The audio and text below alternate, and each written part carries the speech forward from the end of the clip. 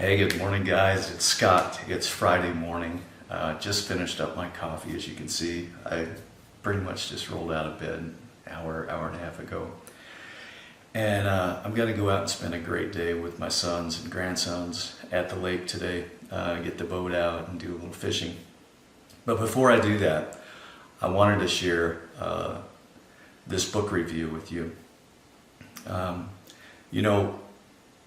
There are a handful of books that I would consider must-reads for anybody who's wanting to create major financial shifts for themselves. That is, anyone who wants to create greater time and financial freedom. There's a short list of books that I think are imperatives. And so today I want to, I've jotted down some notes on probably the book that had the biggest impact on me. And really created the major mental shifts that I needed to get me moving in the right direction in terms of creating greater time and financial freedom for myself. And the book I'm referring to is Rich Dad, Poor Dad by Robert Kiyosaki.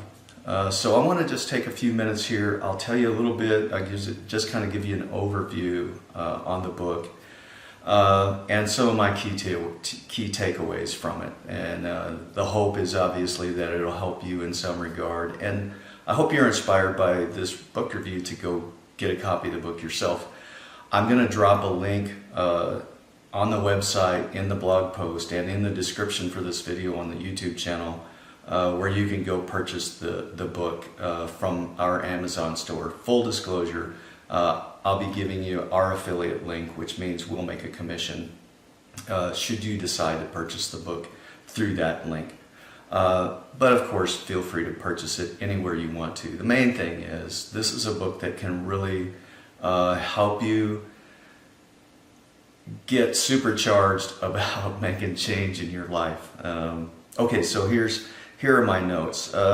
So the book is based on kind of the comparison that Robert makes of the man he refers to as his rich dad, who is actually his best friend's dad, and the comparison against his own father, who he refers to as his poor dad. So let me describe for you those two personas in the book. So Robert's dad was an educator. He went to college, got a degree, got a good paying job with benefits, and traded his time for money. And basically, even though he made a great salary, basically lived paycheck to paycheck. And so again, that's who Robert refers to in the book as his poor dad. His best friend's dad, however, was an entrepreneur who owned businesses, owned rental properties, basically owned assets that paid him whether he was working or not. And so the book is based on the lessons he learned from each one of those two men in his life, and the stark contrast between the way they saw the world, and in particular money and how to make money, and the impacts that had on him growing up, and how it shaped him. So in the book, Robert describes the cash flow quadrant, which I believe is his own creation, where he basically draws an X, and on the left side of that diagram, my right, your left, at the top would be the letter E, which stands for employee. In the lower right-hand quadrant would be an S, which describes the self-employed person, doctors, lawyers, maybe personal trainers, folks who don't have employers, they work for themselves. In the upper right quadrant is the letter B, which stands for business owners. And in the lower right-hand quadrant would be an I, which stands for investors. Robert points out that the B's and the S's, the folks on the left-hand side of the figure, the two quadrants on the left, are the folks that pay the most tax, especially the self-employeds. And I think at last check, nearly 50 cents on the dollar self-employeds pay in tax. And he points out that the folks on the right side of the figure, the B's and the I's, pay little to no tax. And that's by design in the tax code. So I'll try to, when I post this video, when I edit it, I'll try to put that figure up for you on this video to kind of describe what that looks like. If I don't get that on there, you'll see it in the book. Or you can actually probably just go out and Google it and look for that figure, the cash flow quadrant. So let me get into some of the key takeaways for me from the book.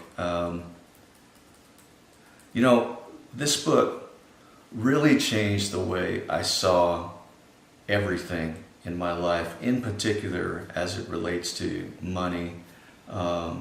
And it really got me to start thinking a lot bigger around money. I realized I was accepting a lot less out of life than what was actually possible. And that was probably the biggest shift, was that it got me to realize what really was possible and how small a game I had been playing up to that point. So here's the first of my key takeaways, and that is time is time and money is money. You know, I grew up with people telling me all the time is money, time is money. You know, if you weren't working, you weren't making money. And so all of the adult examples in my life were people who were trading their time for money, and consequently, they were their incomes were capped. They were mostly living paycheck to paycheck. They were saving for retirement in an imaginary future. And they were living for the weekend. And that was really the only thing I knew. Although, you know, I always did question, how come certain people don't live that way? How come it seems like wealthy people don't live in that fashion? So I realized that if I wanted to create time and financial freedom, I was going to have to break that old paradigm, that way of thinking that trading my time for money was the formula for success. So that brings up the question, well, how do you break away from that paradigm? Which brings me to key takeaway number 2, which is the concept of leverage. And when I talk about leverage here, I mean leveraging many different things. In particular, leveraging systems that allow me to create money or create income even when I'm not working. So an example of that in an online business would be putting up a sales funnel that's working for me 24/7. I create the funnel one time, but the sales funnel continues to produce leads and continues to produce sales, whether I'm working or not. In the real estate world, that is that comes in the form of things like rental properties or commercial properties, where one is collecting rent money. But there's lots of systems. Businesses are systems that we can leverage to expand our time. Some of the other things that we leverage are other people's knowledge, their skills and abilities. You know, I can't be an expert in everything that I might need to know to create and run a business, for example. So learning to leverage other people's knowledge, skills, and abilities is key to me having a successful business. And another form of leverage is leveraging other people's monies. That could be institutional money, so for example, using debt from a bank or a credit union to finance a business. It could mean private investors. It could even mean bringing on partners in the form of family members. So that brings me to key takeaway number 3, which is tax. And as I pointed out, or I alluded to earlier when I was describing the cash flow quadrant, I realized that as an employee, I had been willingly accepting this condition of paying a good portion of my salary in tax. And it was really kind of the first time that I realized that just by starting my own business, I could be leveraging those tax dollars to build a business rather than paying those monies in tax. So that was a huge takeaway for me.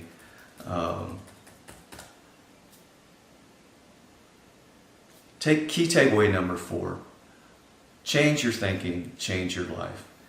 You know, one thing that continues to amaze me is how many people I talk to or hear from who want to create this massive change around the way they live. They want greater time and financial freedom. And somehow they think that they can just keep doing the same old thing and something's going to change. Well, it doesn't work that way. You know, if you want something you've never had before, you have to be willing to become someone you've never been before. You know, the realization for me was I knew that I couldn't continue to come home after a long day at work and sit on the couch for 2 or 3 or 4 hours a night and create any kind of change in my life. You know, I needed to start using my time more wisely, you know, to not just work on building a business, doing the actual work of building a business, the tasks involved in that, but doing the work of changing the way I thought around money, learning new concepts that could expand the possibilities in my life. So, you know, getting out of my comfort zone, I realized as I read this book how small my comfort zone had become, that I was choosing not to do certain things in my life because they represented something that was unknown or they weren't familiar to me. And you know, the final point I'll make on change your thinking, change your life is it got me to start dreaming big again, and I think that's really, really important. I reached a point as I was reading the book where I realized it's been decades since I've actually had a dream for my life. You know, I remember as a young man having all these aspirations for what I wanted to do in life, what I wanted to become in life, and I failed to do any of them. I had really reached a point where I had become so consumed with just getting by, with just providing for my family, that I had just resigned myself to the fact that none of those dreams could ever happen for me in life. So this book was really groundbreaking for me in getting me back to that point of thinking more about what was possible and being able to dream those big dreams again and believe that I could actually achieve them. And the final and 5th key takeaway for me is focus, and in this case it's an acronym that Robert uses for follow one course until successful. And basically what that means is that if you choose to embark upon this journey as an entrepreneur to create a life that gives you greater time and financial freedom, the only way you can fail is to quit. You know, so it's all about focusing on what you want and continuing to move in that direction. Maybe it's just one step a day. Maybe it does represent some setbacks and some failures, if you will. And I'll talk about failures in another video, but really there are no such things as failures if we respond to them correctly. But the point is, you know, you've got to commit to the path. You've got to commit to the journey. And you have to commit to never ever quitting along that journey. So those are my key takeaways, guys, from the book Rich Dad, Poor Dad.